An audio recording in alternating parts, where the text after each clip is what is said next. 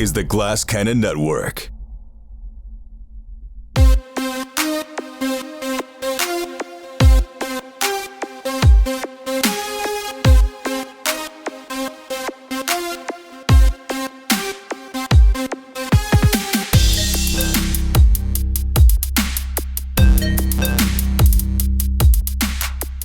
Good evening, Nation. Welcome back to Get in the Trunk, Season 4, Episode 15. Troy said something recently that... Oh, wait. I can't even talk about it. Man, with all our production schedules, you said something on a show that isn't going to air when this show airs. I'm like, damn it. I can't use it. It was such inspiring material. But you know what? I don't need any inspiring material to open this week's show. Francis brought all the inspiration himself because he jumped on this call today and I was like, yes! It was like my first thought. Everybody watching live can see it for our audio friends. Francis is in cosplay tonight as Bobby Walford. Francis. Going full makeshift. Ready to go. Glasses! Oh my God. I'm missing the lanyard. I really want the lanyard. But yes. You handsome son of a bitch. Oh man. You got to do suit and tie more often for pulled these the shows. suit out of the dust balls there. I'm ready to go. I dabble in cosplay. Sometimes I'm into it. Sometimes, I mean, whenever we played before we had this network, it was never our thing. We never cosplayed. But then, like, there were some shows. Merkborg really sticks out to me as one where I was like so into it. Sydney was there. We had so much fun doing that. But it's not usually my thing. And I never thought about it until you got on this call today. It would just be so amazing if we properly cosplayed Delta Green dressed as federal agents. Like if everybody was in a suit and tie or, a suit, right? It would look, it would feel like X-Files. It really would. That would be awesome.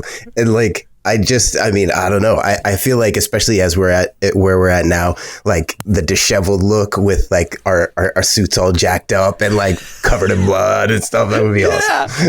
You should go kill a guy and get the blood on you. just to get in the zone. Get a chicken and just like it pours blood all over. I was watching the last stream and everybody in the chat, like they could not stop laughing and talking about our prop work because in the last stream that we did, we're all doing cigarette prop work and like I'm giving makeshift and Roger cigarettes like multiple times and we're all like smoking furiously throughout the whole episode. And I can just imagine us all in costume, like all wearing suits, just smoking like it's Mad Men. We're just like smoking the whole time. I love it. I do have a costume picked out for Murnau, but I think I stopped doing costumes because my giant head is not compatible with the average sized wig. And so I get these like horrible headaches about 80 minutes in. So I just kind of stopped doing it. But I have this great like Rick Ocasek wig and it's like cool. I have this cool jacket picked out and everything. So I might seeing Francis has inspired me to endure the horrible pain. It's inspiring, but also remember, Skid, you're under no obligation to wear it the whole damn show. Like, you just put the wig on for a while and then take it off. True. If you're actually physically hurting you. But we have that's true. Please let us see it. Please let us see it. I'll set it up. Skid, I'll get it going. We can only see the front. You can like cut the back of the wig off and we would never know. All you need is the front piece. Yeah, that's true. Right. It wouldn't be true. I'll get some scissors and some spirit gum and see how that works. My God, you're taking me back to like the improv fixes backstage in high school musicals. It's like, prop this, I gotta do that, just driving around here with that. Fun times. Troy, you're very quiet this evening. This is the last thing I have to do before I get ready to go to Vegas tomorrow. So the only problem is I'm already in Vegas, man. Yeah, that's a problem. Mentally. That's a problem. Well, that's my job. That's my job here as the handler is to pull you back in. Bring me back. Bring you back to this misery. Skid, you're on the road, I presume, in Knoxville? I'm in Knoxville, Knoxville, as you can see by the actual physical background I have here. I also like to remind people that I feel a certain nostalgia every time I see you in this situation, and not because you're in Knoxville, but because that mic and holding it like that is exactly how you looked for the first 100 episodes of the Glass Cannon podcast. Yeah, it's true. And you would sit on a couch holding that exact microphone. Yeah, and this one, the Audio Technica, which I don't think they make anymore. I think it's out of. It is great. And, it looks like a Star Search Ed McMahon microphone. I love it. It was so funny because I did online therapy yesterday with this mic, and my therapist was like, "Are you going to do karaoke now?" Wow, nice zinger from the therapist. I know, it's like, you're supposed to make me feel better about the way I present myself. Karaoke loser. Yeah. No wonder your parents hate you. Your father was right.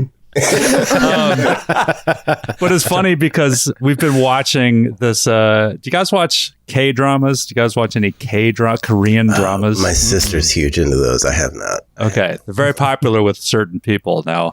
We watched an entire one, the last like a 17 episode K-drama. There's a lot of karaoke singing in it. And so I just, half of my session was just me complaining about the weird plot inaccuracies of this K-drama that we watched. I wasted a whole hour. It was bad. The plot inaccuracy. I'm not familiar with the genre. Where do you watch it? There's an app now, Roku. There's like a Roku app that has them all. Yeah, I think my sister does that. Yeah, it's huge. Apparently, or whoever gets into them apparently is just in it for life. Because they just, I don't know what it is, but as soon as people start watching them, they're like, "Oh my god, it's the best thing I've ever seen." And I feel like the best ones, like the best of the best, don't American studios just do knockoffs of them? Like when they're super super popular, they just make American shows out of those shows. Don't they do that? I know they do that a lot with English shows too. But yeah, I'm sure there's probably a few. Probably. I remember seeing a few shows. I'm like, the story of this show is so brilliant and amazing. And so I'd be like, yeah, that was a Korean show. And they just stole it and redid everything and made it American. I'm like, oh, another one. Wasn't original. Right.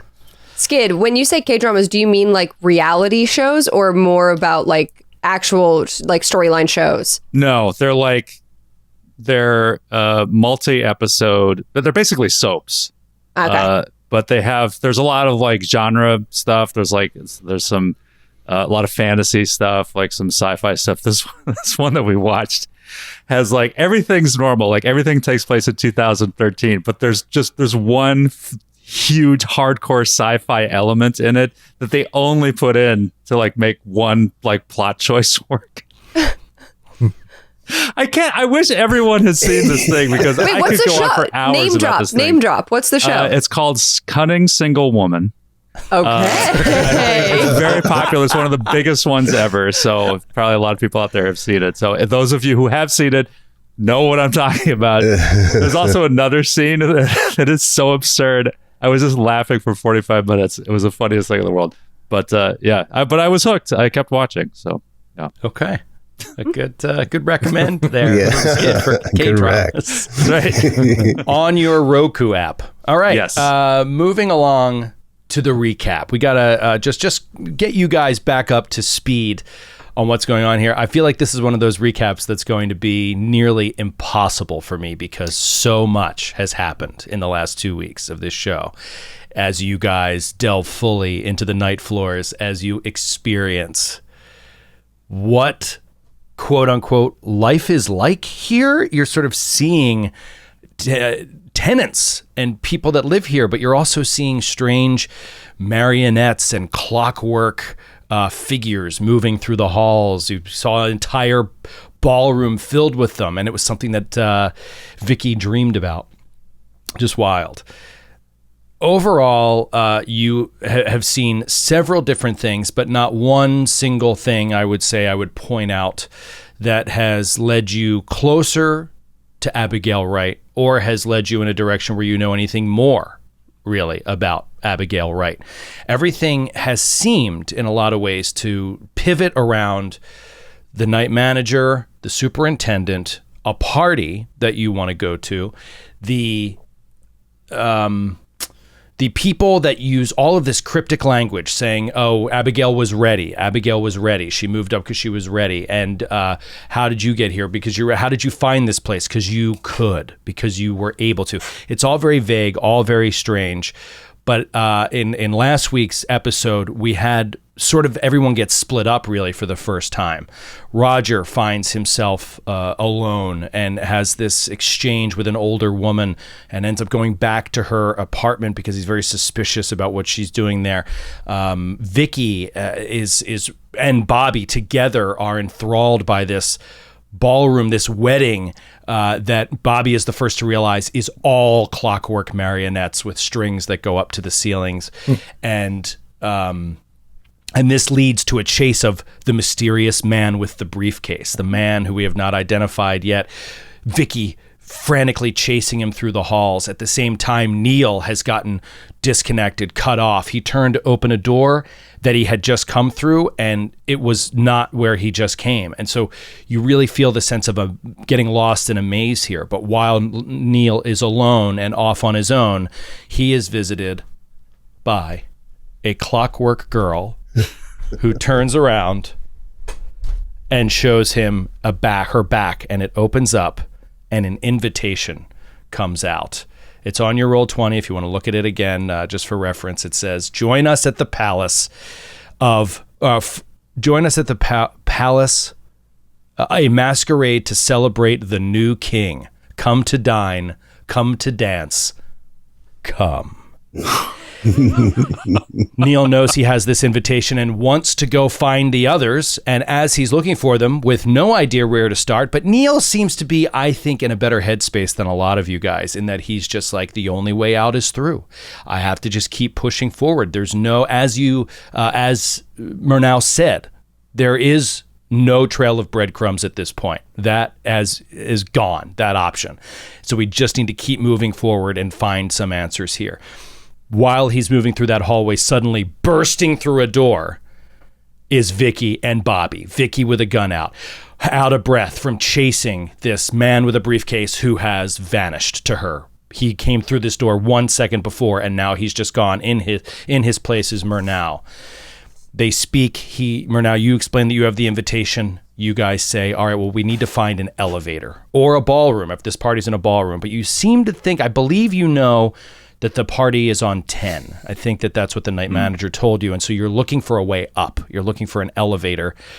But we have time pass by as you go from hallway to hallway. There's some like larger open rooms with some paintings on the walls and some lounge chairs and a small table and stuff like that. But no answer, no stairway, no elevator. Endless door openings. And then we came back to Roger, who has followed this old woman back to her apartment, and he's asking her, how long have you been here? She says, I've always been here. He is like, can I use your bathroom? And he starts digging in. There's nothing in the bathroom. There's no toiletries. There's no medicine. There's no sign that the toilet is ever used or the tub is ever used.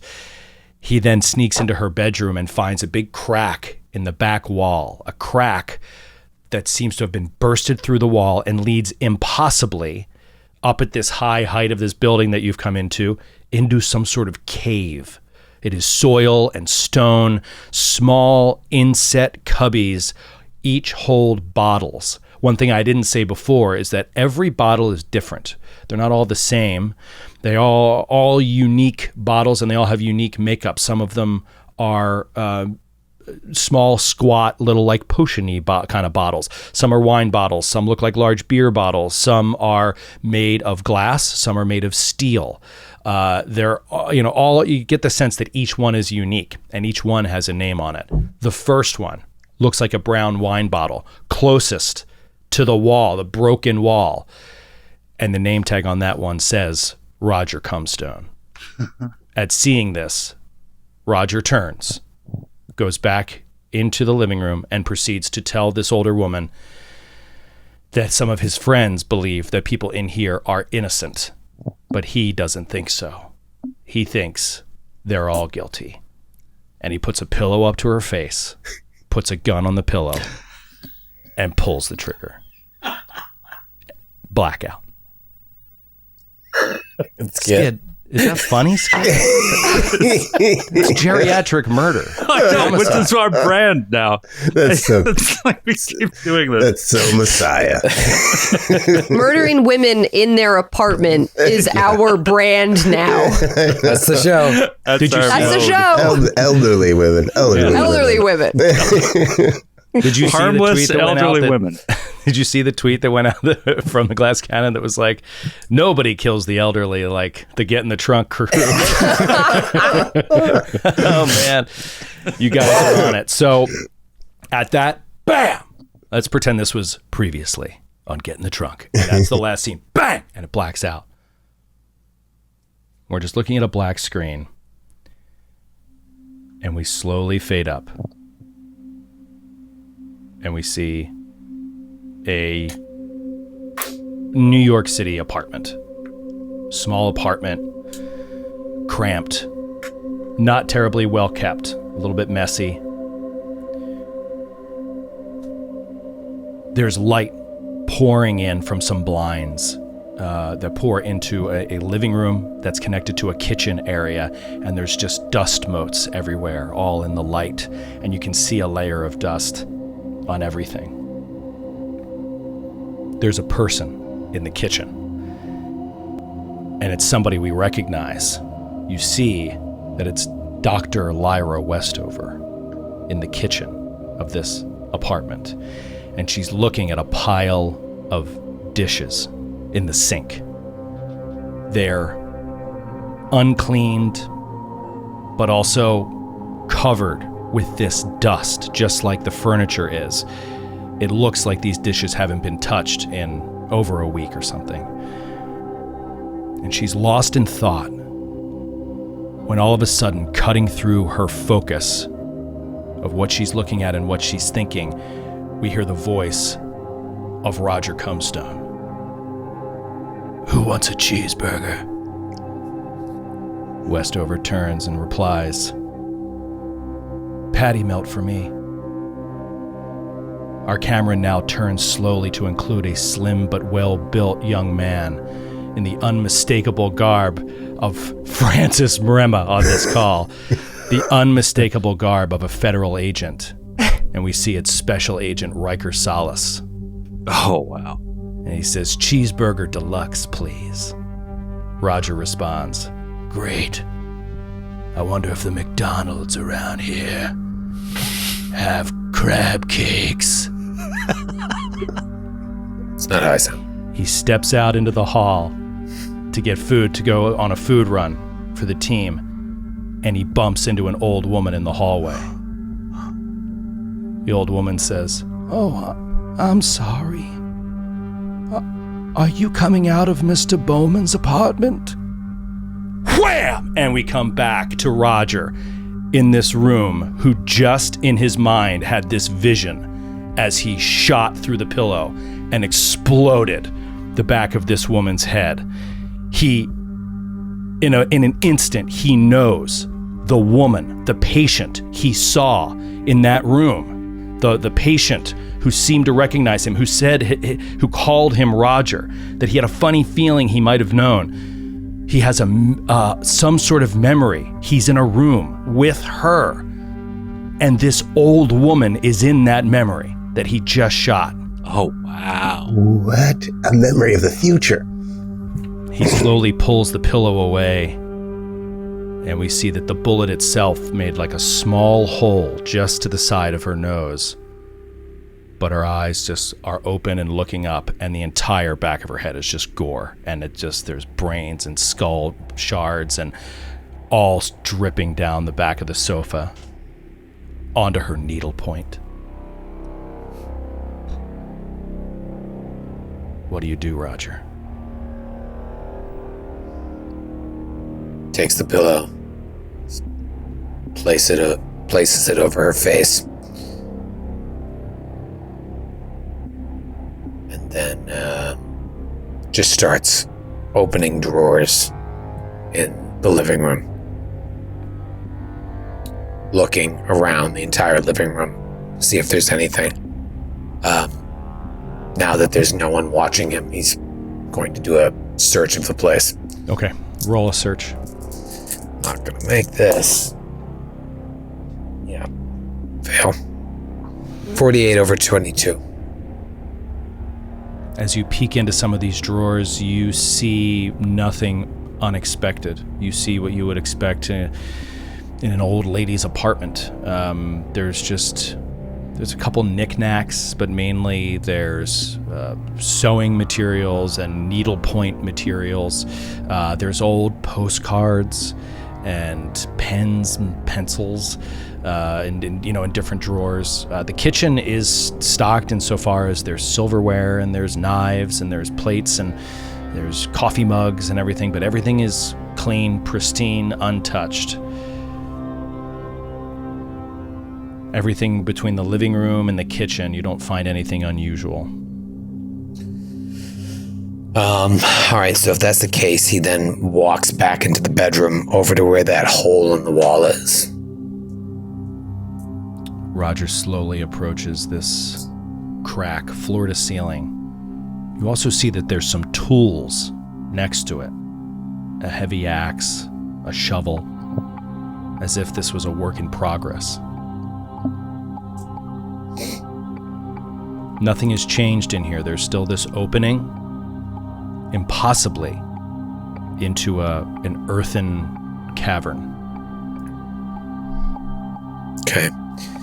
I believe I said last time that I locked the door, but if I didn't say that, I make sure I lock the door, and then I'm going to step through the hole. You cannot step through the hole. It takes some effort, so it will take a roll, and you need to force your body through. It's very. What if I want to take the tools and just make the opening a little larger? Sure. All right, I'll do that. Go ahead and give me a strength roll if you want to take in the axe. Or actually, you know what? I'm sorry. The hammer, sledgehammer. Okay. Strength times 5. Yeah, I gotta do some math here. Or melee weapons if you prefer. I'm not sure what's better for you. It's 65 under 85. So you BAM! BAM! And a big chunk of this cracked opening in the wall falls in. As it does, you hear this rumbling, this, and you can see it, this instability in the ceiling above you and into the cavern and over where the wall was, and the ceiling is coming down on you. And it starts to break apart, and in an instant, the rocks begin to fall in on you. It's a full cave-in. So roll a dodge roll. God. 25 under 50.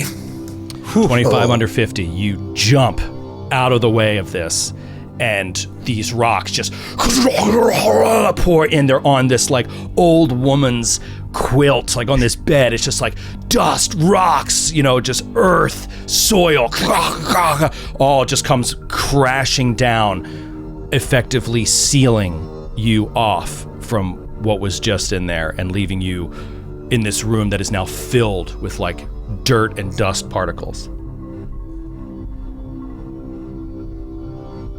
He looks in. It's completely full in there. Can't go through. It's like an earthen wall now, kind of just of rock and earth.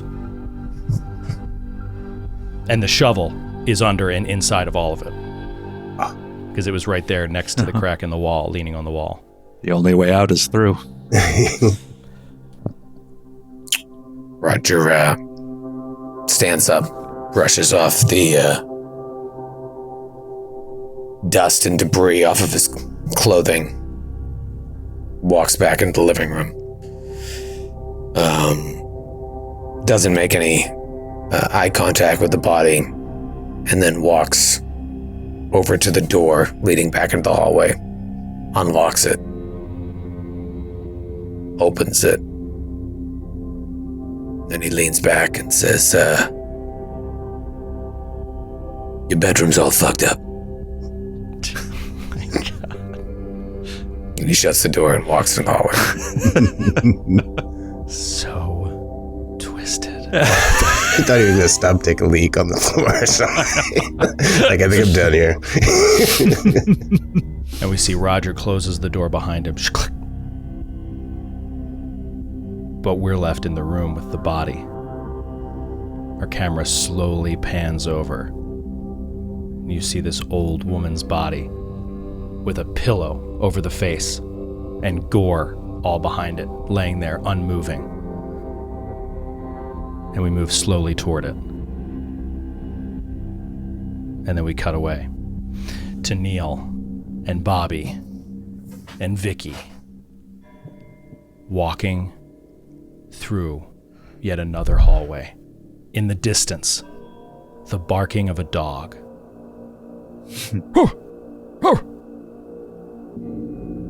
What are you guys thinking? Now it's felt like a couple hours that you've just been walking and looking for an elevator and you can find nothing and you've seen no one. It's been hallway, right? Just all hallway? There are some rooms, mini loungy kind of areas. Sometimes you get to a corner, and as you come to the corner, it's like opened up, and there's like a table and some lounge chairs and like some pictures or art on the walls. You know, a sitting area. No people. No people.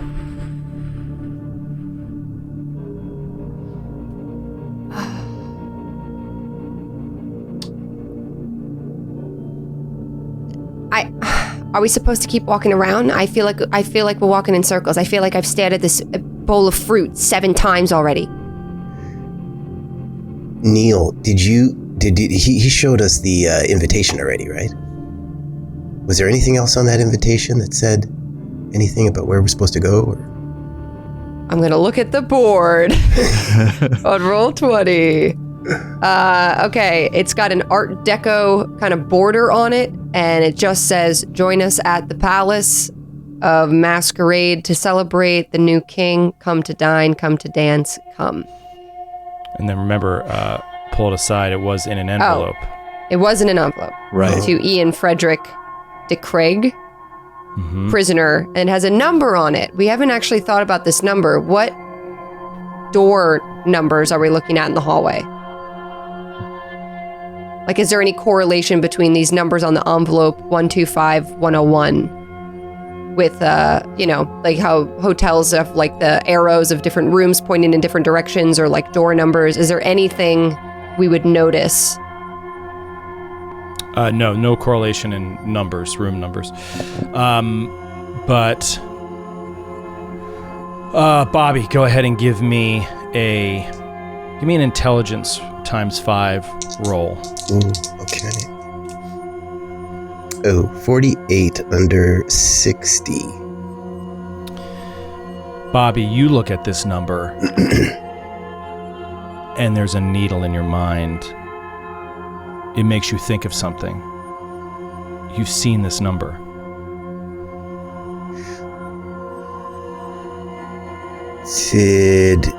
Was it in the blueprints in City Hall? When we went to City Hall, did we looked at some?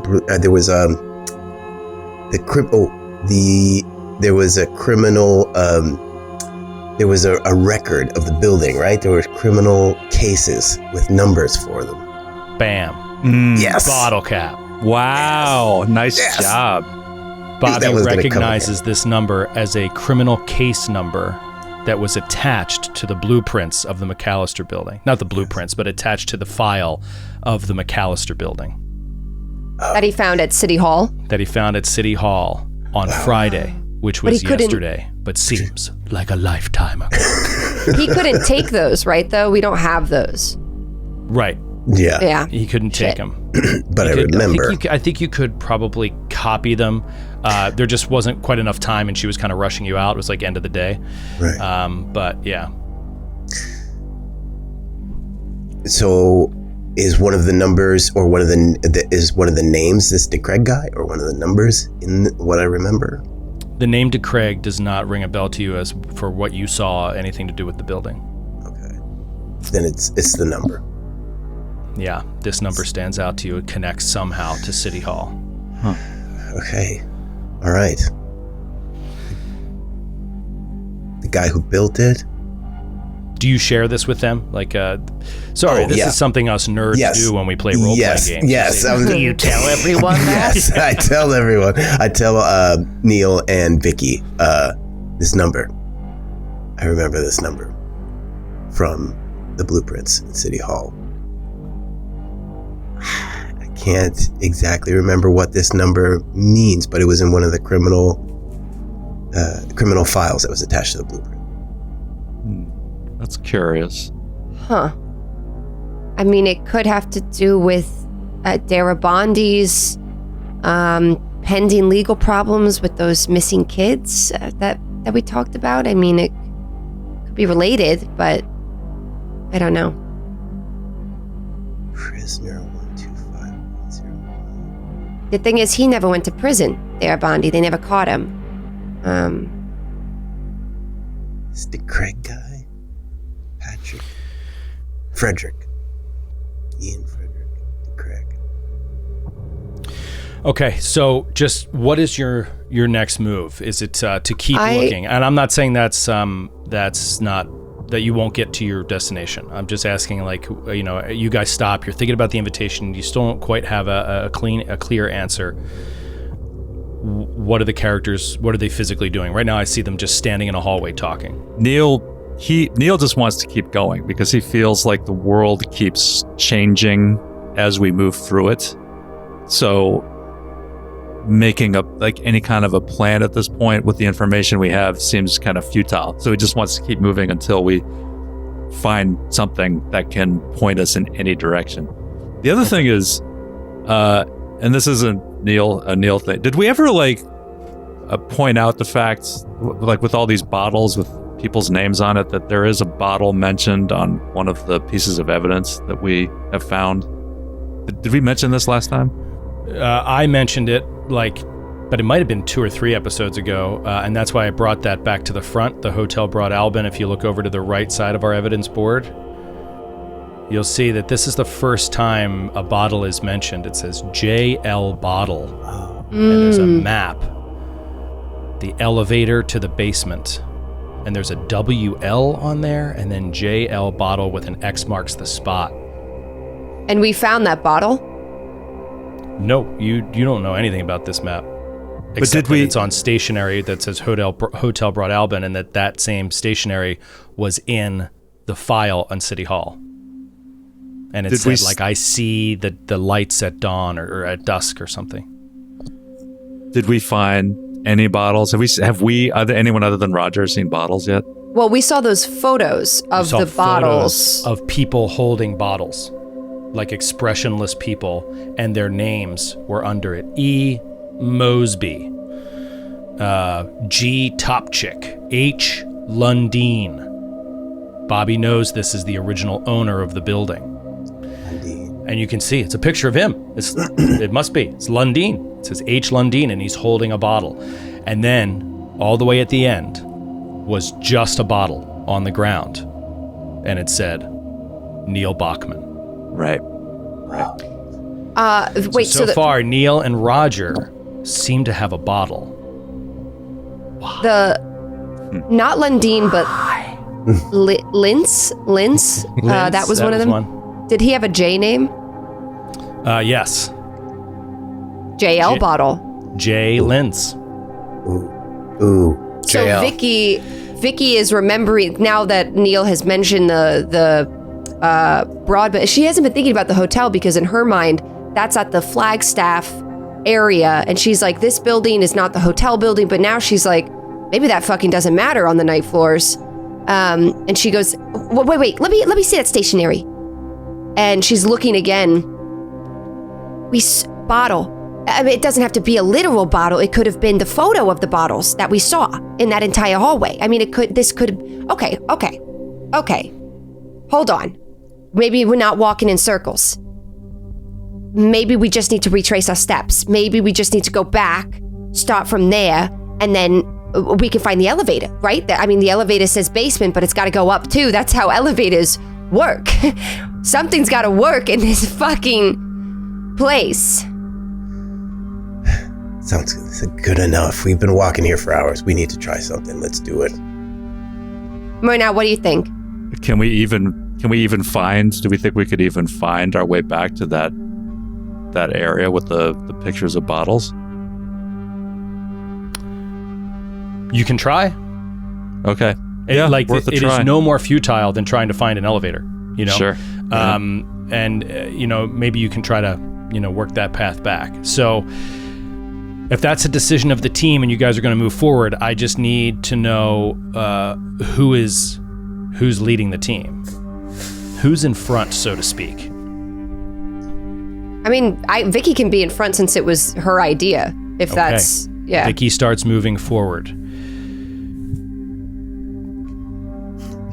Francis with this fucking jacket, you look so good. So ready. You look so good, Francis. All right. You come to the last door that you came through to get into the hallway that you're currently in. To open that door, you need to roll a sanity check. It is unlocked. You need to roll a sanity check. All of us, right? Or no? All of us, or just me because I'm at the front? Just Vickie, please. Oh. Damn it. Son of a bitch. Oh, no. Oh, no. And the time has come. Vickie's been rolling so well. That's going to be a 91. Damn it. Over, what is my current san? Over 60. 91 over 60. You guys have this conversation. Vickie has this idea. Opens up the door. And as you open it up and walk into the hallway, you see it goes for a short distance and then widens into a wider kind of open area and then shrinks down again to a hallway. And it looks exactly like where all the pictures are. Like where you had come through, where all the pictures were. You just have to walk up to it to make sure that that there's pictures in this room. But from this angle, you just can't see. You got to walk the hallway a little bit, then it opens into a sitting room. But regardless, that doesn't even make sense because Vickie came from running after the mannequin through a complete, it doesn't make sense anyway. Correct. Well, you're so turned around, maybe you were just right back here and didn't realize it. God damn it. Okay, I mean, she walks, I already lost my sanity check. She walks through to check. Exactly, you lost your sanity check and you walk up and you see the exact same pictures on the wall. A. Darabandi. And you recognize him from the picture that was in the book in the library, holding the bottle. All of them. You're right back where you want to be. And now you can make your plan for the next step. And we go to Roger. Roger, what do you want to do? Where are you trying to go? What is your hope, your goal? Well, I was with Vickie and I I opened that door and found myself alone. So I'm just going to keep moving forward down this hallway where the woman's apartment was. And how many more doors are there? There are several, on the left side and right side of the hallway, and then the hallway turns. So there's lots of doors. It's just more of a larger question. Where are you trying to go? What are you? He doesn't know. For? He doesn't know. He has no idea what's going on here, and he feels like he just wants to keep moving forward and seeing where it takes him. Like, he's not as much interested on these side doors unless he hears something. So he's looking to go down like the end of the hall and for like a doorway to a staircase. Okay, go ahead and roll a sanity check as you start moving down the hallway. Not knowing really where you want to go. 24, I passed. 24. You hear 60. something come from a door up and to the left. It's unmistakable. Up and to the left. You just hear the unmistakable sounds of lovemaking. You hear what sounds like a woman in escalating pleasure. to do about that? You said you would keep going unless you heard something out of these side rooms. Well, you do, and then you see a door that seems to go into this place where you hear this sound. Let me ask you this. The room where her bedroom was, like, where would that space that caved in have been geographically from where I am? It would have been running right along the wall where you are right now. And is the next door the one where this sound is coming from? No, it is another one down, basically. Okay. I'm going to knock on the door, the first door that I come to that's adjacent to the old woman's house, or our old woman's apartment. Okay. You're going to knock on the door feeling like you're not knocking on the door where that sound is coming from. Right. Right. Okay. You knock, and you don't hear anything. And there's no response. The door unlocked? No, the door is locked. I'm going to try and break in. Okay. What would that fall under? There's lockpicking. There is lockpicking. If you want to be walking around with a sledgehammer, you could. Theoretically. Yeah, true. You just grab that it. would be fun, just banging off doorknobs. That's awesome. I love that. Yeah, fuck Roger it. walking the night floors with a big sledgehammer. Yeah, come on, man. Like, All right, that's it. Yeah, so have that in the last scene. You just close the door. Retroactively, and then walk I- out with the sledgehammer on your Come shoulder. on. I'll let us himself hard fucked for up. that. And so he just goes up to that first doorknob and wham! Knocks the doorknob off of its... Wham! You knock the doorknob off, and you're able to easily pull the door open, and it opens out into the hallway. And you see it's a closet, and it is small and has some coats hanging in it, and they seem like old school, kind of like fancy-ish dress coats. There's like a couple trench coats and like a fur coat in this closet. Okay. Quick search of there with my horrible search. Fail. 38 over 22. Yeah, you like go to the seam in the back and everything, because right behind here is where the cave is. And you're like, you see no seams, no breaks, no cracks. All right. Roger looks at the door where the sounds of lovemaking is coming from. And he puts the sledgehammer on his shoulder. Walks up, Whistling. puts his ear against the door, and he just hears what sounds like two people going at it. Two people going at it, yeah. And now it's starting to get, real. Okay. He listens maybe a little bit too long. Maybe a little bit too long. And then he looks at the door. And wham! Knocks the doorknob off. Yes! Man, Okay. Oh my God. Wham! the Doorknob comes off. Instantly, the sounds stop. The sounds of lovemaking stop immediately. Wham! Now this door pushes in. Shoulder right into the door. Bam! Shoulder right into the door, sledgehammer in hand. The door opens, and you see what looks like a hotel room as opposed to an apartment. A little bit more stark, simple sort of bland artwork on the walls, wallpaper, a coffee table, a sofa, a chair, all completely clean, spotless, no kitchen. Excuse me. And off to the left, which is where you feel like the noise would have been coming from, you see a doorway that looks like it goes into a bedroom. You see the edge of a bed from your angle right now. Okay. Roger's not stupid. He's not just going to stampede in there to have someone turn a gun on him. But he is going to walk in the direction of that door, like with his body sideways to provide like less of a target. And he's like, "Who's in there? Hello? Who's in there?"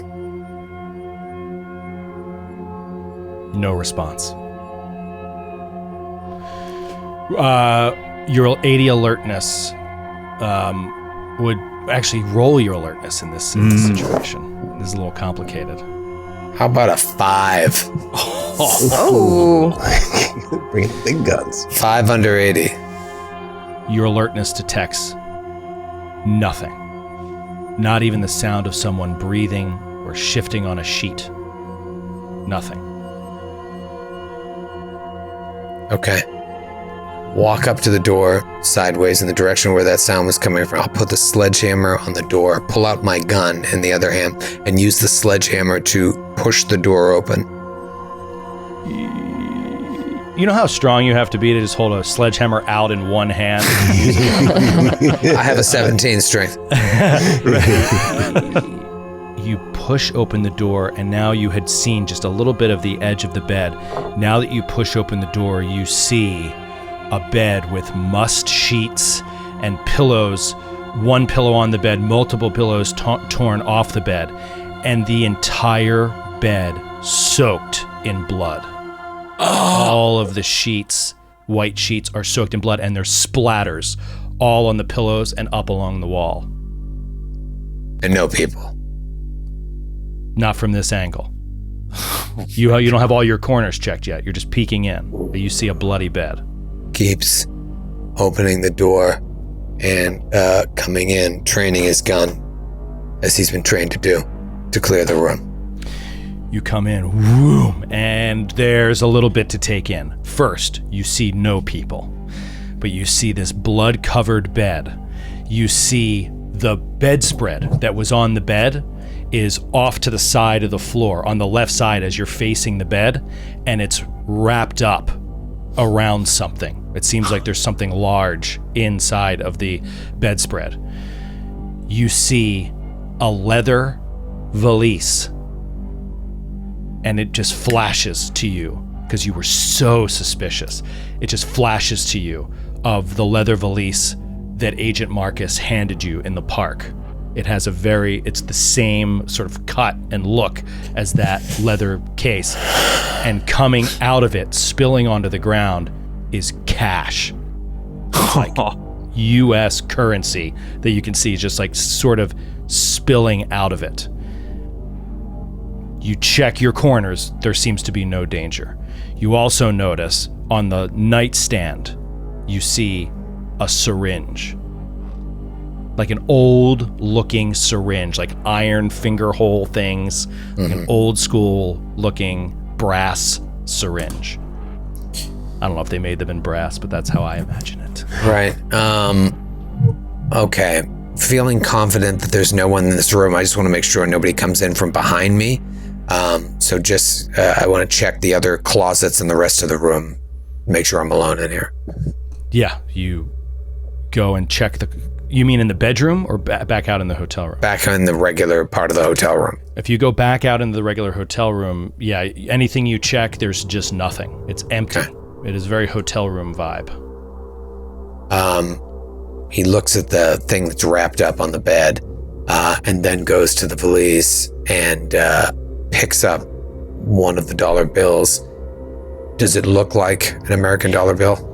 No, it does not. It looks like it insofar as it's a similar color, similar look from afar. When you get up really close, it looks like a dollar bill, like a U.S. currency that you've never seen before. Do I recognize the face of the person on it? I don't know.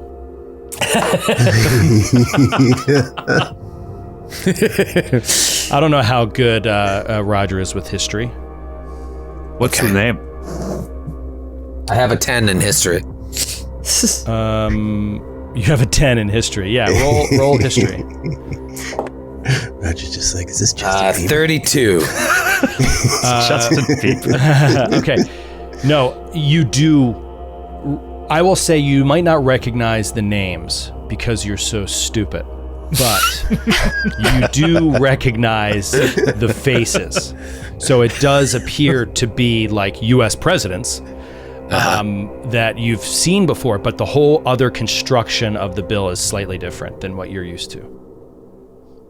Okay. And as you're looking at this, No. Let's just keep going for a second. Okay. Okay. I want to go to the thing that's wrapped up. Does it appear to be the size of a body? No. It appears smaller than a body. So a But child's it could just body. be a small body, like a tiny body. But it's... Okay. He has seen the horrors of war. He is expecting the worst here. And he will slowly unwrap whatever this is. As you start to slowly unwrap, you feel a great weight within the bedspread. And as it unravels, da-dunk, da-dunk, 2 shotguns fall out of the bedspread.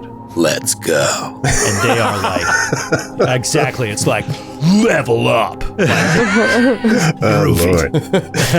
He puts the sledgehammer down and grabs 2 shotguns. He presses triangle and pulls out dual-wielding shotguns. Roger comes. Oh, I just love if like the next shot is him walking out of the apartment with a sledgehammer and a valise of cash in one hand and a shotgun in the other. Let's try the next room. All I can say is you're welcome. There is one. There are 2 more details. One detail I forgot to mention is that there's blood all over the cache and inside of the cache that's in the valise. There's a ton of cash inside of it. A ton. Mm-hmm. You would guess over $100,000 in cash in this briefcase. That's one thing. The Monopoly money. The other thing we'll say, let's just picture Roger picking up 2 shotguns, one in each hand, holding them up, looking at them, and they're heavy and old. They look like old school shotguns, you know. They used to make them better back then. But they're heavy metal shotguns, and as you pick them up, we see Roger's eyes scan up to the wall that he had walked in through. Your back has been to it most of the time as you were checking corners and such, but looking at the actual wall over top of a low-sitting bureau that is on that wall, you see spread on the wall in some sort of blue-black ichor are the words, "Where is my bottle?" ? On the wall. Holy shit. In blood. Or No, black. some or sort something. of blue-black ichor. Where is my And it's dripping. bottle? Fresh. Fresh. Cash.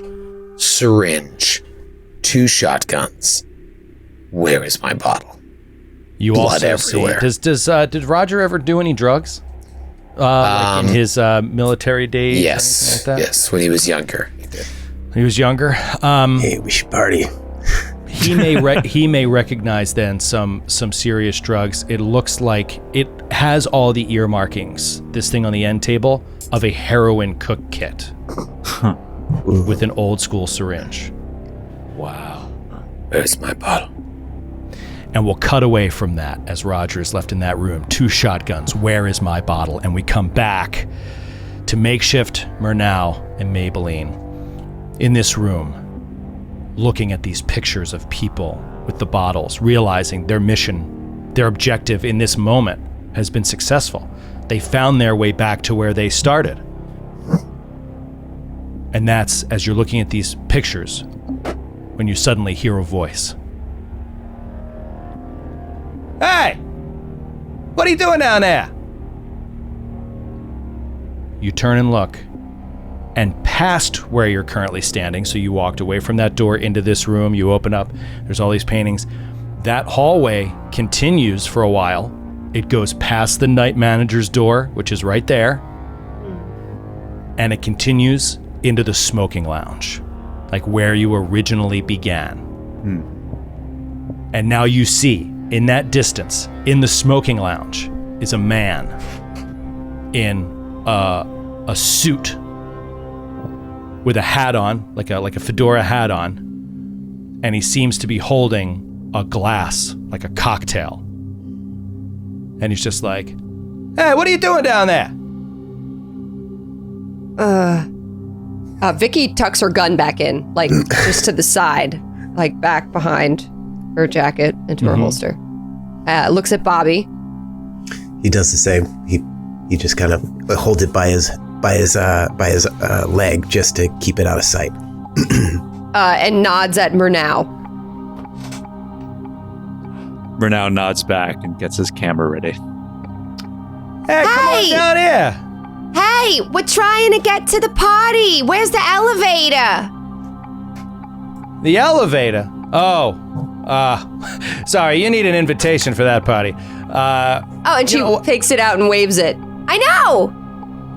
Oh, well, if you're going to the party tonight, I suggest you do a little pregame. Come on down here, come here, I want to tell you something. And he starts to turn and walk into the smoking lounge. She hands the invitation back to Mrema. He's kind of heavy set, a little overweight, dude. He looks like a pudgy guy with a cocktail and in a suit, in a pinstripe suit. But we haven't seen him anywhere in any of the pictures or anything like that. No, you haven't seen him. And then you hear him talking in the distance, and it sounds like he's ordering drinks. All right, we gotta go. Let's go take a look. Yeah. Yeah, I mean, it's our only option. Okay, you start walking down this hallway and you come back into the smoking lounge. And we go back to happy times. It's just happy times here at the smoking lounge. Nothing to be afraid of. As you walk back in, you see this room that, if you don't remember, as you walk into it, it opens up and off to your right. There's a big roaring fireplace. There's a bookshelf. There's a wall of books, all kinds of books. In the back corner, there's a wet bar. But this time, there's a bartender standing there. Hair slicked back, bow tie, white button-down shirt. And he is currently mixing a drink. And this man who is talking to you is leaning on the bar. And it's just like, "I'm ordering you a couple old fashions. Come on, have a seat." And he gestures to a couple of the nice plush furniture over by the bar. 4 old fashions, Gary. Is there a bartender now? Is there a man I can see? Mm-hmm. Fuck. Is it Joe Turkle?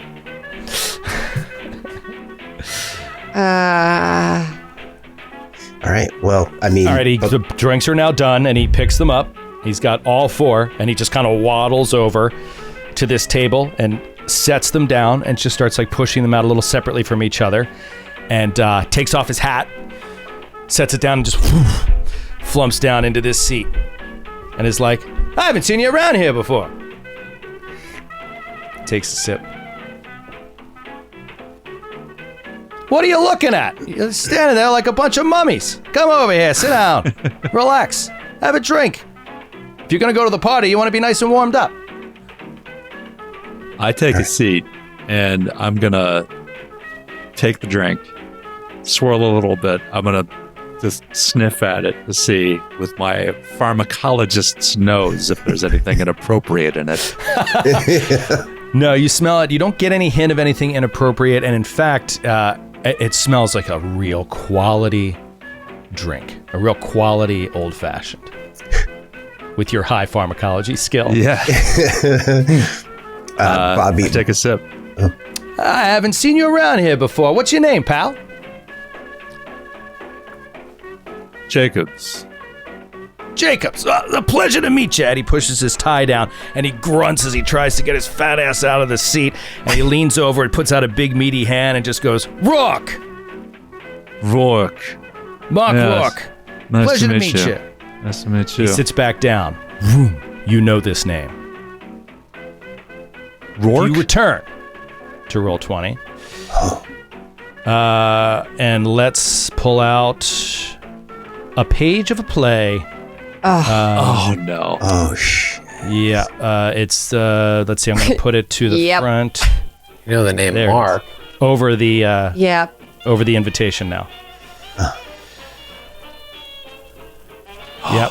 He says Rourke. Mark Rourke.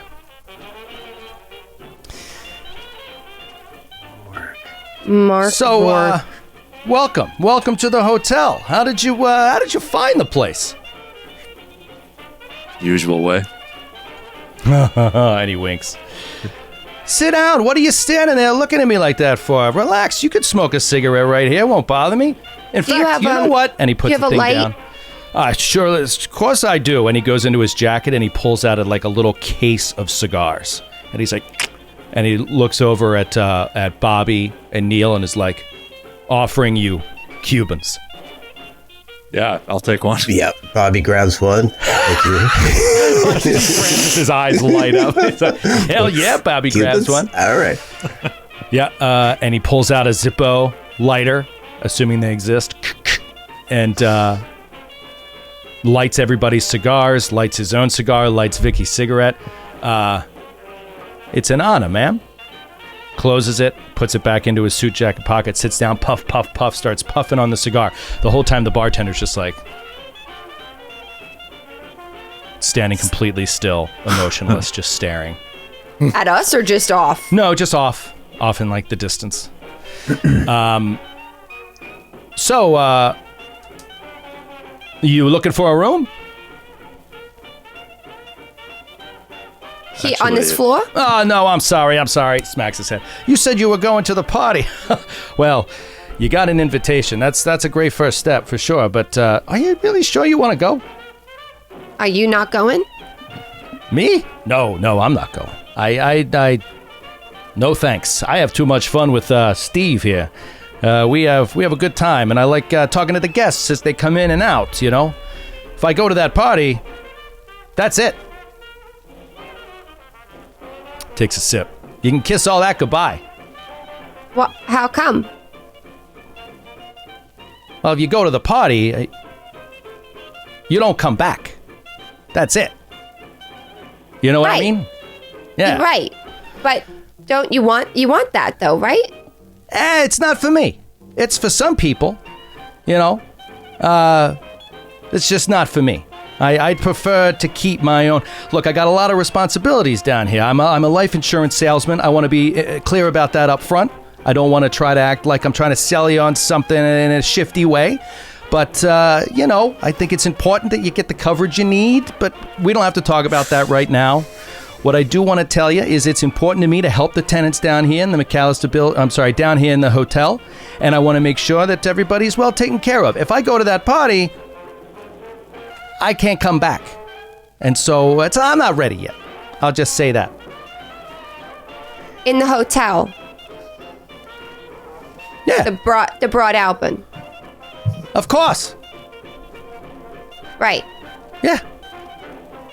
So yeah, I'm impressed. I think it's rather brave. I don't know what's up there. I just know that you know, they say once you go to 10, you never come back.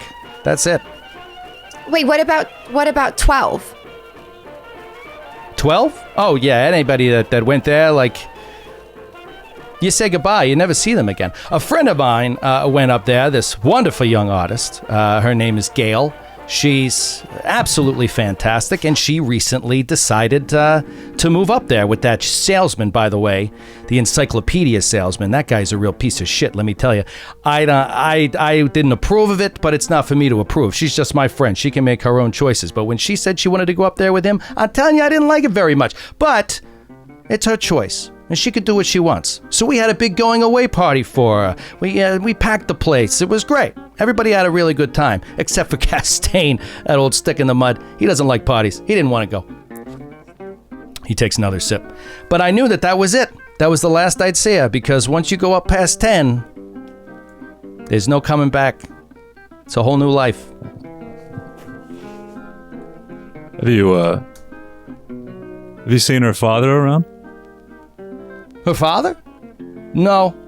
He came looking once or twice, but he never made it here. Couldn't find the way in.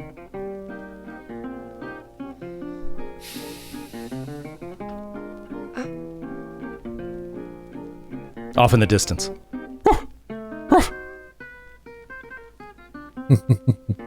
Somebody better let that dog out. Yeah, I stepped in I that didn't know thing's you were pile of shit the allowed- other day. They let it shit in the hallway. I didn't know you're allowed to have dogs. Well, there's not too many rules here. That's why I like the place. It's a great place to live. I've got a question.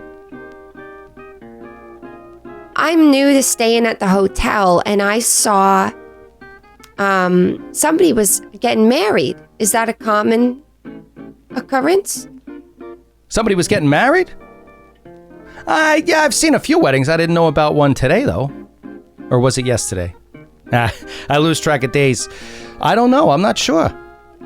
It seemed like they were wearing like masks, like it was part of the wedding or something. I was wondering if there was a different party, like a masquerade. Yeah, there's a lot of big Masks fans around here. Lundeen always was into masks, and it just kind of, it kind of trickled over, I guess. But I don't know. Sometimes they wear them, sometimes they don't. And the way that he's talking, like he doesn't mention anything about like marionettes or anything like that, or like it being like a put on like that.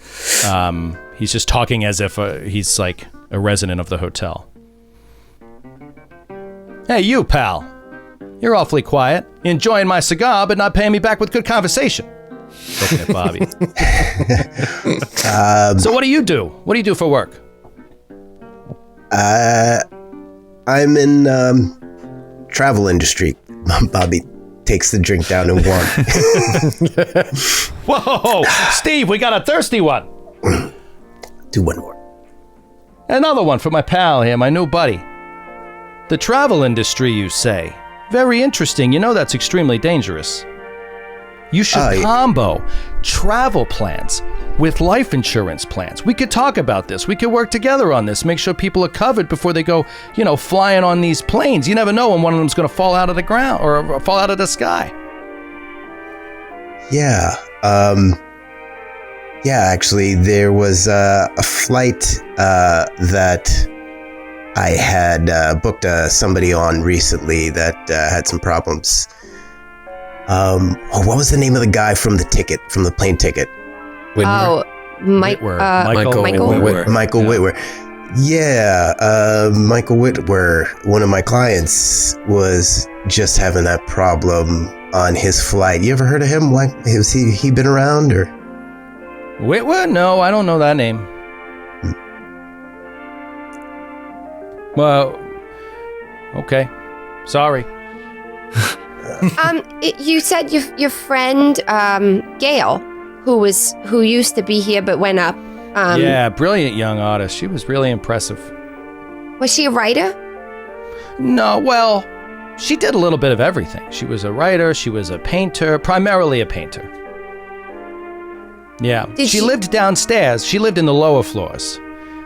She lived there for a while, and she did a lot of her art down there.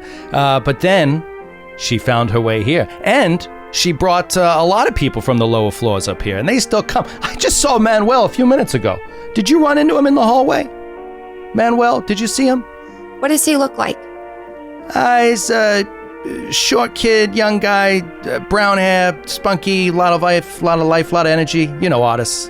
They're always so happy all the time, or miserably sad, no in between. Yeah. Is he carrying a briefcase? No, he's not carrying a briefcase. I can tell you you didn't see this guy. Oh. But you know the name Manuel he's one of the tenants. Like right. that is on the list at the building manager's office. Is Lewis here? He's a painter. Lewis? Yeah, of course. Lewis comes. He's here every night. Yeah, he does he's really into the charcoals right now. Charcoals and that mirror, man, he can't get enough of that mirror. Let me tell you something. But this is what I'm saying. It is so vibrant here. It's so lively. You got the music, you got drinks, you got these amazing young artists that come working their way through. Why would I want to go upstairs? I don't know what's up there. All I know is, it's a one-way ticket. Anyone anyone that goes up there. They can't come back. You're not allowed. I don't know. If I wanted to see Darabandi, though, I'd have to go to the party, I assume. Probably, yeah. You'd probably have to go to the party. I can't remember the last time I saw him down here. I might have seen him. No, I don't think so. I think that you'd have to go up there if you want to see him. He's another one that punched his ticket. He decided to go. So that's all I'm saying. You seem like nice, fine folks, and I want for you what's best for you. I want you to be happy. You know, this is what I do for a living. I want to make sure people feel protected, people feel safe. And just know what that if company you go did you work for? It's my own company, Rourke Enterprises. I'm on my own. It's my own outfit. I run it here out of the hotel. And you offer life insurance for the guests, for Gail, for anybody. That is correct, yes. Do you need life insurance? Well, my question is, if they all go up and you can't talk to them anymore, how do you... Well, they don't all go up. Only the ones that are ready go up. And they determine when they're ready, and they need an invitation. But it sounds like you got an invitation. You just got to know if you're ready. And ready means you got to know you don't go back. You can't go back to your real life.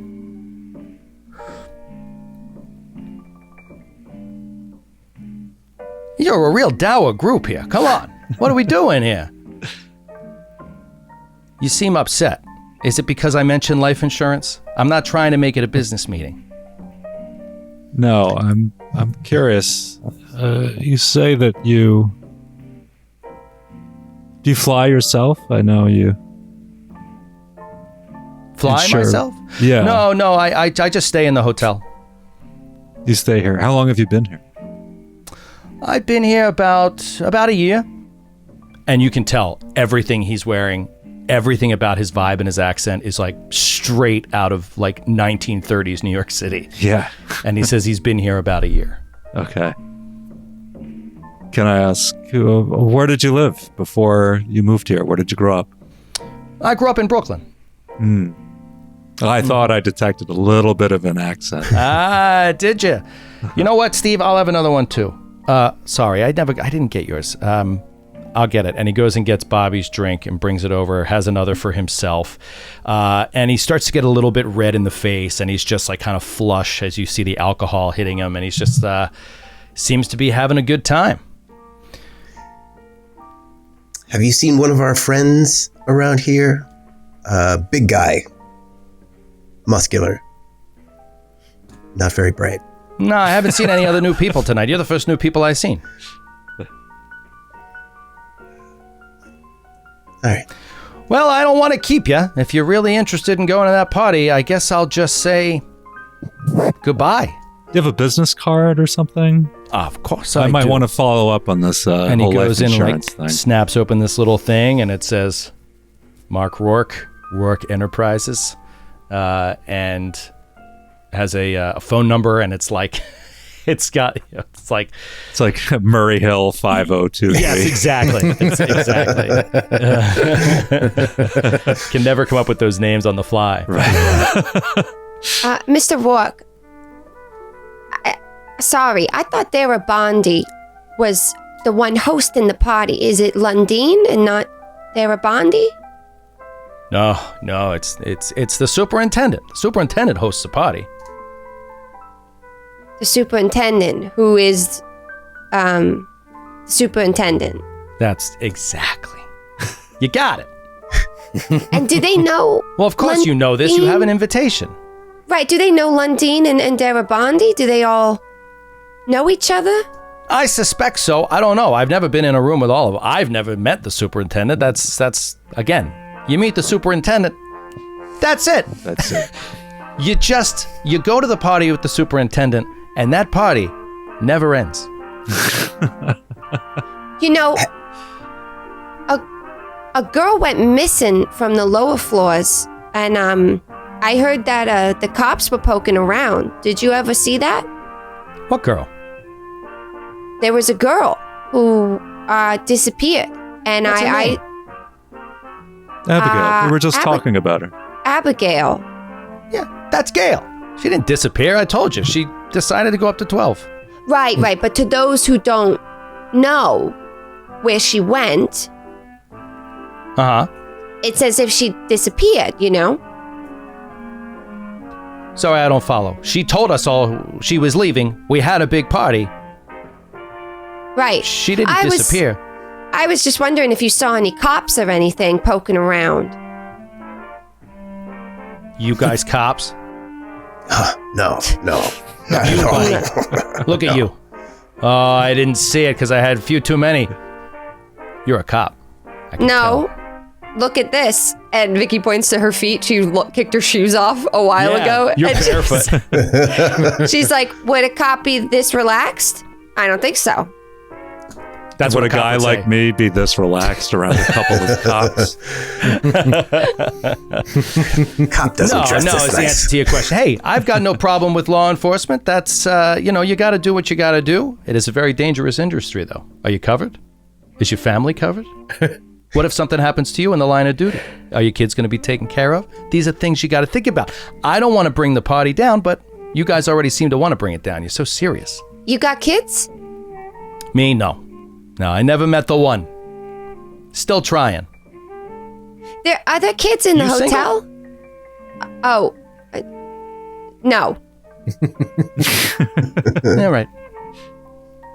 Are there kids in figures. the hotel? Are there kids in the hotel? Is that what you ask? No kids in the hotel. Really? None at all? No kids. Oh. Yeah. Have Are you they caught up? No, you just have to be... You got to be in a certain place to find the hotel. You can't get in here without being in a certain place. Mentally speaking. And kids, they're not capable. They're just not capable. Right. Have you seen our friend Ian Frederick de Craig? He was supposed to meet us, actually, and head up to the party. You seen him around? Craig, that son of a bitch? No, I haven't seen him in a while. He's your friend, is he? That's interesting. And his expression changes. Shit. Bobby takes a sip. Backpedal. Bobby takes a sip. He was a guy we knew from my days in the travel industry. We used to have. Oh man, you are just. He's a tugboat captain. He's just that's more what of we were led he's to more of believe. an acquaintance. Yeah, He's more of an acquaintance. he's more of an acquaintance. Booked a few boat trips with him. I love the backtrack. Yeah. Well, Yeah. if you will all excuse me, I have got a meeting. It was a pleasure meeting you. I hope you don't go to the party. There, I said it. I had a nice time. I think we should do this again sometime. So think about it. You can always go to the party. You don't have to go tonight. And he'll finish his drink and he starts like getting his hat. And you see he's pulling out a wallet and pulling out cash. And if you look at it, particularly Vickie, I would think you would probably notice it's the same bills that we were talking about Troy finding. It's like these old American cash bills. And thank you again, Steve. I'll see you around, pal. Steve is just expressionless, taking this stuff. And he puts on his hat and is like, enjoy the rest of your evening. I hope to see you again. And he starts to walk down the hallway you didn't go down the first time you came in. And the three of you are left sitting there.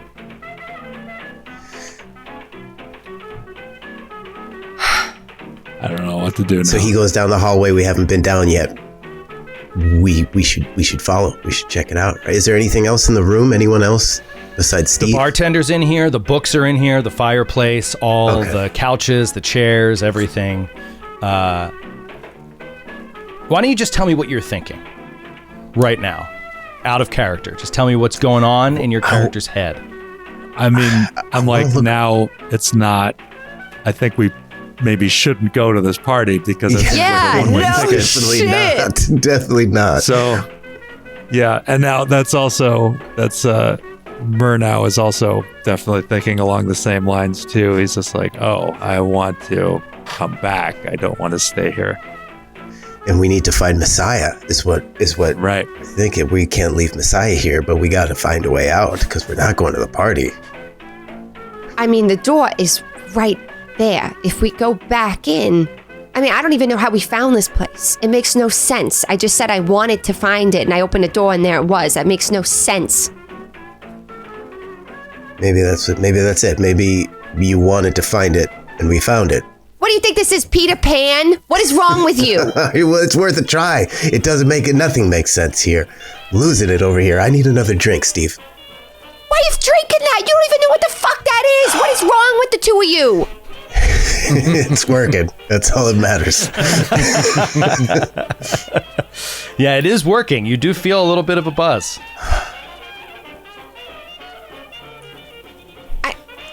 I don't know, Murnau, your expertise would be great in a moment like this because we're missing Messiah. I don't know where the fuck he is or how to get back to where we even were. I'm not interested in going to the party. I want to get out of here. Yeah, I sit back in the big leather chair and I'm just like sort of sipping on the old fashioned and just sort of like staring off like ahead of me. Just thinking. And we'll cut away and get back to Roger, who is walking down the hallway. Is it one shotgun or dual wielding? Oh my God. Well, I like the One idea of shotgun, still one having hammer. that sledgehammer, yeah, and I also want to take the briefcase full of cash just for the image. Yeah. So sledgehammer over his shoulder, shotgun in the other, and like he's somehow jerry-rigged a something to strap the briefcase full of cash to his back. And as he's strolling down the hallway, bloody bills are just like occasionally falling out onto the ground. And just to clarify something mechanically, this is another situation where like anybody else would take sanity damage from this horrific scene, and it doesn't bother Roger in the least because he is a disaster. Those guns, were there shells in them, and were there any other shells laying around? Yeah, there was some extra shells as well. So you've got like. All right, so I'll empty that shotguns. other shotgun and just take as many shells as I can. I'll have this one loaded. Okay. And so now he's feeling confident, and a little itchy. So he walks up to the next door. He's now slammed 3 doors in a row, and he's like, let's see what's behind door number 3. Shaboom!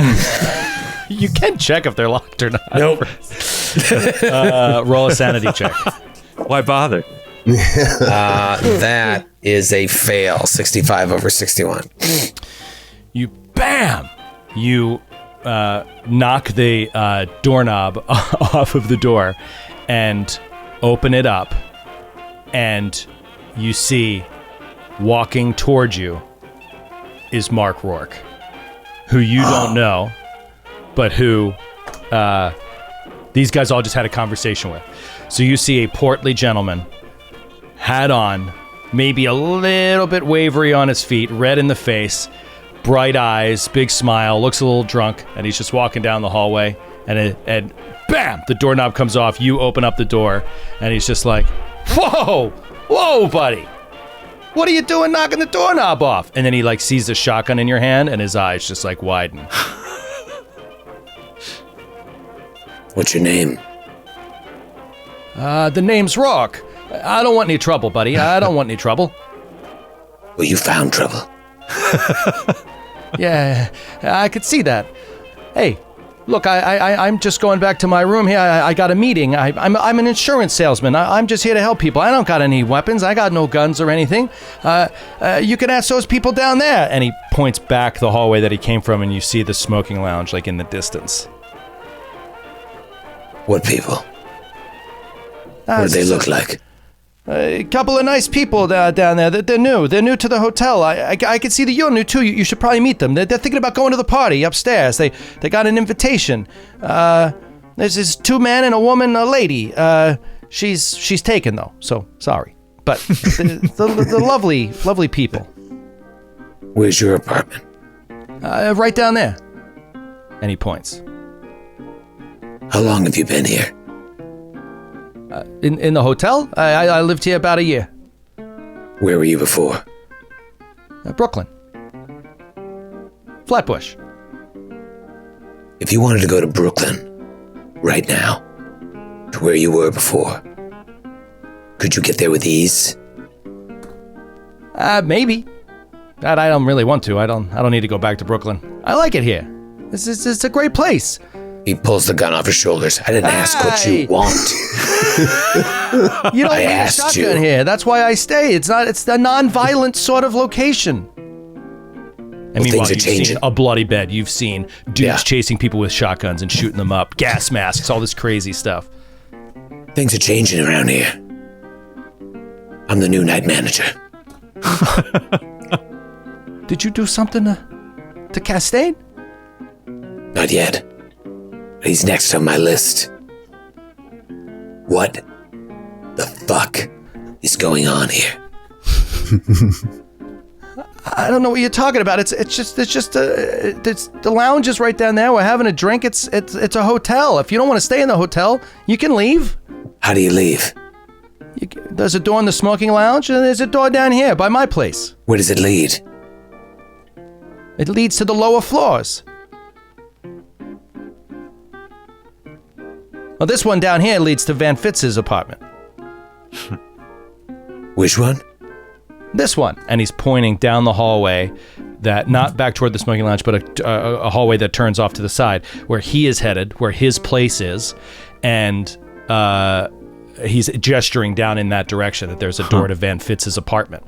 And you think that this might be the door that you came in before. Yeah. That you first came through. Okay. And then it starts connecting. You came through a door into Van Fitz's apartment. You opened a door and you walked into a room that smelled subtly of like cigars and brandy. And you saw stacked old books that were like actuarial tables. And this guy says he's a life insurance salesman. All this together. Oh, it's his room. What's your name again? Rourke, Mark Rourke. It's a pleasure to meet you. And he like awkwardly puts a hand out, but your hands are filled with weapons. Absolutely spilling over with death-dealing weapons. He reaches behind him and pulls off some of the cash that's hanging out of the valise. And he slaps it in his hand. Hey, thanks, buddy. You didn't come across this illegally, did you? No, I earned it. Oh, okay. Thanks, pal. And he starts to like walk away from you, keeping one eye on you, and then like turns his back, and we see him like the camera on his side of his face, and he's just wide-eyed, like walking away, like, please don't blow the back of my head off with a shotgun. And he starts walking down the hallway. And Roger turns and walks in the direction that he was pointing, where people were. Okay, so you start walking to the smoking lounge, and now we come back to you three. Vickie's looking across at Murnau. We need to get out of here. What do you think, Murnau? And he's just staring off. And then in the room comes Messiah, shotgun, bag of bloody cash, and a sledgehammer. God. I killed an old lady. Leave you alone for 5 minutes. What have you learned? Where the fuck have you been? I don't know. I opened a door and I was suddenly in another place. Then it all led back to here. I just ran into a friend of yours, Rourke. Almost killed him. Instead, I gave him cash. Why? I don't know. Starting to think we need to get out of here. Yes. Yeah, let's talk not here. And she looks at the bartender. What's the bartender doing? He's just standing there. Yeah, let's go. Staring. You want to leave? Yeah, I kind think of. he wants to leave. Yes. I kind of shake out of it. I put my drink down, and it says, "I don't think from what we know right now, I don't think we can retrieve Abigail. I think we have to start thinking about ways to seal this place off and destroy any access to it." Okay, the door that you came in to the smoking lounge that appeared to Roger to almost vanish and be covered by a grandfather clock is now there. And there's a grandfather clock next to it. It's a big, gorgeous looking like cherry wood door, heavy door. You know, it doesn't look like a shitty metal roof access door with a nice shiny brass knob. And you know that leads back out. It should lead into the lower floors of the McAllister building. And you guys can head that way. So you head over there. I snap a quick picture of the bartender before we go. Okay. Snap a picture of the bartender. and it comes out and you pocket it away. And who is leading the way out? I'll do it. Okay, go right for the now door. you led the way in. Only appropriate that you lead the way out.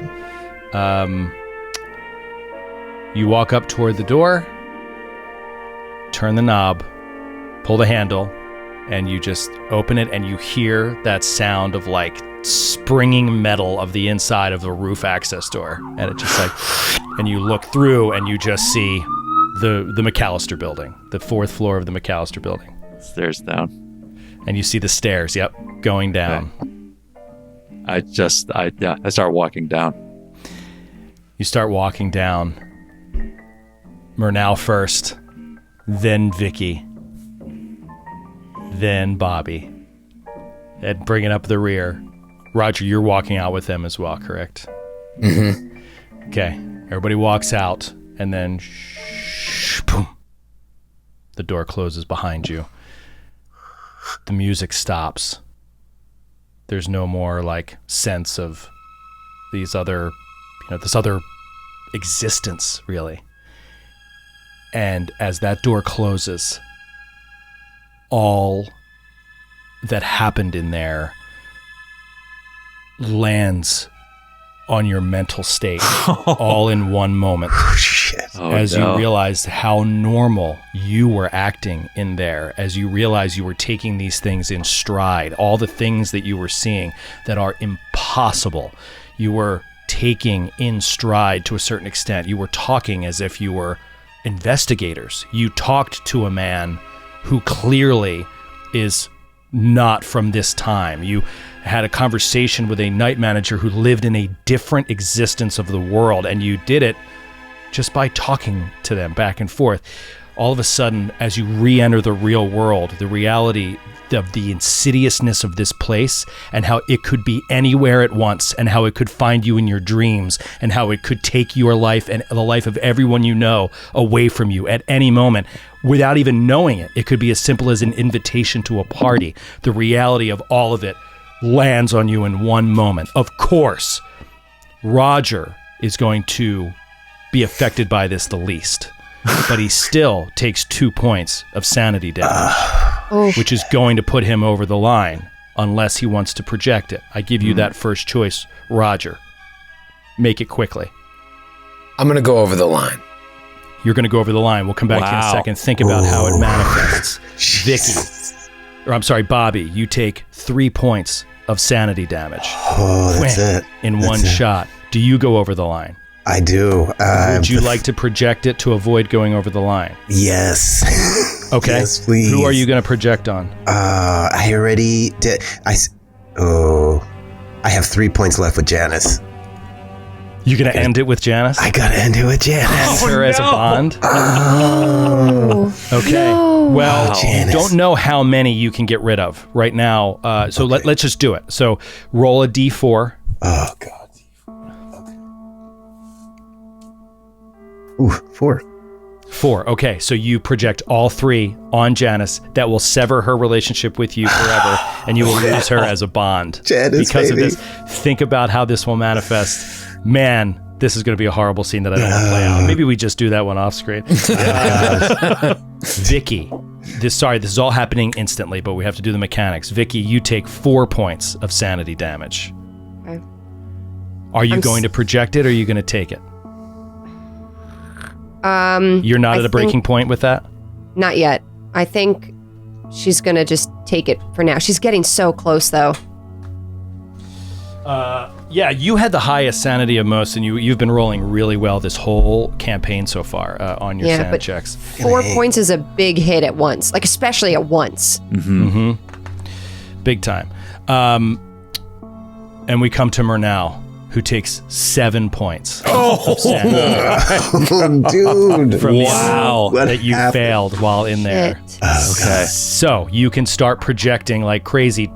If you take 5 at the end of your projection, like if you want to project and you roll a 2 or less, you will have temporary insanity because you took 5 at once. Okay. So let's start then with Neal. Okay. I think it, like, when this all hits him, it's like being hit in the face with a brick, and he starts like physically shaking. He like pulls his glasses off, and he starts laughing. He starts like laughing, and like tears are like welling up in his eyes as he's laughing. It's sort of a giddiness because it's like he's seeing the possibilities that these brushes with madness, what they can do for him. Mm-hmm. Like the closer he can get to this kind of artistic nirvana as he like tests his own sanity. So it's sort of this terrifying like precipice that he's standing on. So I think, but yeah, this is definitely going to affect his relationships. So I pick one, or yeah, you can only pick one per sanity loss, and the night floors, the way that they work mechanically, is like the feat that you and Baron had at the end of Giantslayer, where you can stack your multiple attacks to get over 1 DR, right? Like this, it stacks all your sanity damage, so it does the worst possible damage in one hit, because you can only project once per hit of sanity, right? Right. So if you just project all along, you'd be fine. This is why the night floors are so bad, is because it stacks and then all comes at once. Clustered shots. So you get 1 shot. If you roll a 2 or lower, you will experience temporary insanity. You may go over a breaking point no matter what. Do you want to project it all? Yeah, I'm going to project it all on Johnny. On your mom. Okay. So we'll all get projected on Johnny. Roll a D4. Okay. Also, Francis, you rolled a 3. We're going to call it a 3 because you only had 3 damage. You take 3 points of willpower damage. Jesus. When you project. Okay. 1. Oh, no. Okay, so your projection on Johnny's only going to take down 1 point, but you take 6 points in this one shot. Does that cross you over a breaking point? No. Okay. My breaking point is 45. I'm at 50 right now. Okay. When you cross over a breaking point, I know that you get a disorder, but I'm not sure what happens in the immediate moment. I lost it. I had it and then I lost it. It's so funny. I can never find these things. All right. So if you didn't cross over a breaking point, then I want everybody to check off a box in unnatural. I'm sorry. Wait. No, you can never be inured to that. So it would be, let's give you a box in violence, because you saw a lot of like violence in there. Okay. So do a check mark in violence. And let's just say, you know what? I'll leave it. First, I'm going to go to Roger, and I'll put it in your hands for a moment. What are you thinking, Roger? All right, so he snaps when the full brunt of everything that just happened hits him.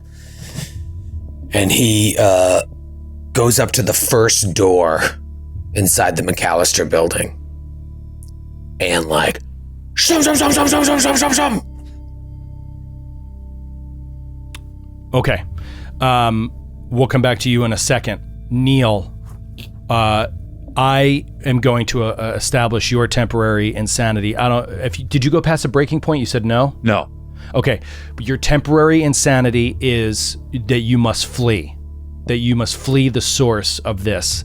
So you need to get away from the McAllister building. So essentially, Neal just starts running. Yeah. Like out of the place. Not a word. No explanation. Not I'm a just word. laughing. I'm laughing and like laugh, cry, shrieking, and running. Roger, you bang, bang, bang, bang, bang on the first door you see, which is on technically the second floor of the McAllister, the third floor up as we call it, because there's ground floor, first floor, second floor.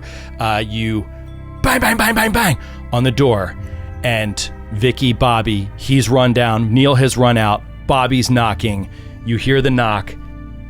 You tell me what you do in a second, but Roger, I'll tell you, you don't hear anyone coming to the door, but then you start to hear something strange. You start to hear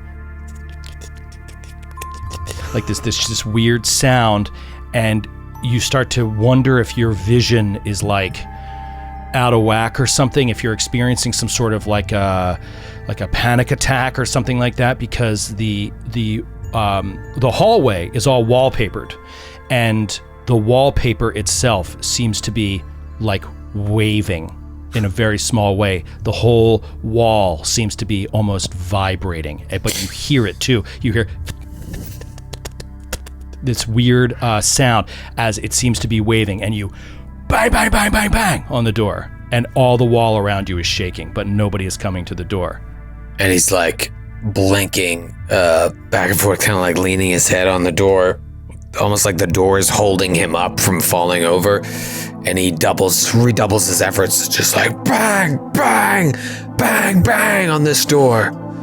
Open the door! Yelling, bang, bang, bang, and he's just so strong, banging, banging, banging on this door, and it actually gets into the kind of the foundation of the wall. You're banging so hard, and it's like, and it just starts to crack the wall up into the left corner of the door frame. It just like split, not cracks the whole wall, the foundation, but splits the wallpaper above, and like almost like you would put a crack in drywall, right? Like it's just a light part that just cracks, and as that crack opens, all of a sudden you bang, bang, and that crack opens, and then pouring out of the crack are spiders that are between the wallpaper and the wall, and they just start falling and falling, and then the wallpaper just starts to fall away from over the door, and spiders just start falling down and onto your hand and onto your arms. What do you do? Roger's like, he just takes the shotgun, puts it in the hole, and starts firing. Bobby, what are you doing real quick? Where are you in this moment? This is a crazy moment. What are you doing? Hyperventilating. Just breathing hard. I'm searching my pockets. Pull out a bottle. Just dry swallows. A couple pills. Total chaos. Dry swallowing pills. He starts shooting the wall. Bang! Bang! As he does, it's ripping open huge swaths of wallpaper, and thousands of spiders are coming out of the wall. And they're all over the floor. They're running on your feet and on your legs, and they're just like they're just like getting everywhere. Vickie screams, "Stop! Stop it!" So, like at the top of her, like full meltdown, like blood curdling, sharp screaming, and she doesn't have any fucking shoes on. And she's now like freaking. So the spiders are going over your feet. Oh God! She runs. I mean, she's also running to like the stairwell area because she's trying to get off this floor that is now covered in spiders, just screaming, "Stop!" Like, Roger, stop! Stop! Jesus. So you start running down the stairs? Yeah, she runs down the stairs. Okay, you start running down the stairs. Bobby, what do? You took some pills. Roger's still there. He's fired off a couple shots. You know what? Let me ask you real quick. Roger, are you reloading? You get 2 shots in this shotgun. Yeah, boom, boom. And he starts to reload, but he hears Maybelline yell Messiah, and he's just like looking around as he's reloading, like absent-mindedly. What? What? What? It's alive! The building's alive and I'm gonna kill it!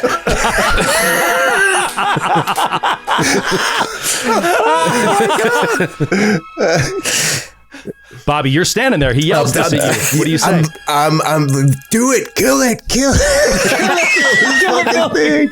I'm stomping on spiders and freaking just swatting them off my body. Kill it. I'm freaking out. So you're going to keep reloading, Roger? And firing? I'll keep reloading. But as I'm reloading, I see my hands covered now in spiders, and I look around, and I'm like, "Is this real? Is this real, or is it all in our minds? It's all in our minds. None of this is real. None of this is real." Boom! Boom! 2 more shots off into the wall. Roll a sanity check. None of this is real.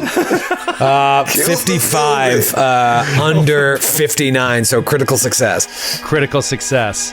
As soon as you say that, you say, "No, this is real," like, you're doing that thing where you're like, "This is so horrible. Like, is this a dream?" And can I just wake myself up? Can I just wake myself up? And like, you can't. And everything is real, down to the feeling of the spiders on your hands. Each little,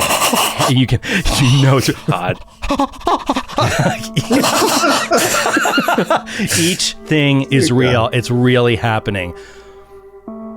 Neal is now out of the building.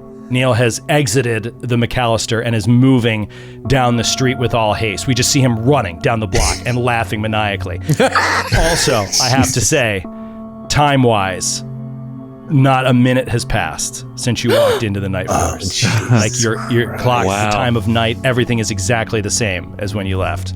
And Neal's just like running away from the building. Vickie, how far do you get down? What is your intent? Are you trying to leave the building? Are you trying to regroup? No, she's just trying to get us out of this area. She also she can't tell if this is real or not. She doesn't know why Mrema fucking ran away laughing. Like, she is fully freaking out. And when she yells, she doesn't even yell Messiah. She is yelling Roger. Like, you did accidentally tell her your name, what she thinks is your name, and she's trying to like get through to you, Roger, and be like, "Roger, stop!" And she's like still at the base of the downward of the stairwell, like kind of half up, half down, and just like eyes pleading at Roger to stop shooting the walls. Boom, slow motion. Boom, fires his 4th shot into the hole covered in spiders, and he hears Maybelline's voice, and he's like, "It's not real. It's not real. But she is." And he turns and goes down the stairs. He turns and heads down the stairs. Oh, God. Bobby, you follow him down, and you can still see there's just spiders crawling all over that upper floor. Freaking out over here. I follow him down. You see, Maybelline, you see Roger come walking down the steps toward you. Shotgun pointed at you. Get that shit out of my face. No, I mean, if he has the shotgun, she does like move the shotgun, but she just tries to like grab him by the arm as hard as she can, like a parent grabbing his arm is this wide. Yeah. She just grabs his shirt, the edge of his shirt, like an angry parent in a department store, and she yanks on it as she's like moving faster down the stairs, and she's heading towards Abigail's apartment, just trying to get him into a safe space, like get out of here, get in there and close the door. Okay, you rush him down the stairs. And are you cool with this, Roger? Are you cool to just keep following? Like, he's like, dragging you? Yeah, he's just following. All right, following, and then you get into Abigail's apartment and shaboom, close the door.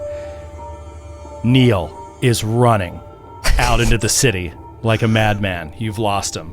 The 3 of you are in this safe space of Abigail's apartment, and it's time to decide what to do about the night floors. And we'll see you next time. Oh, God. Baby, we did it! Oh, man. I thought for sure I was dead. For sure it was over.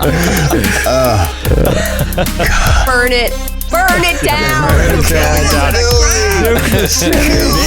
Next next week. We'll see you guys next week. Bye. Good night. Bye. Good night. Oh.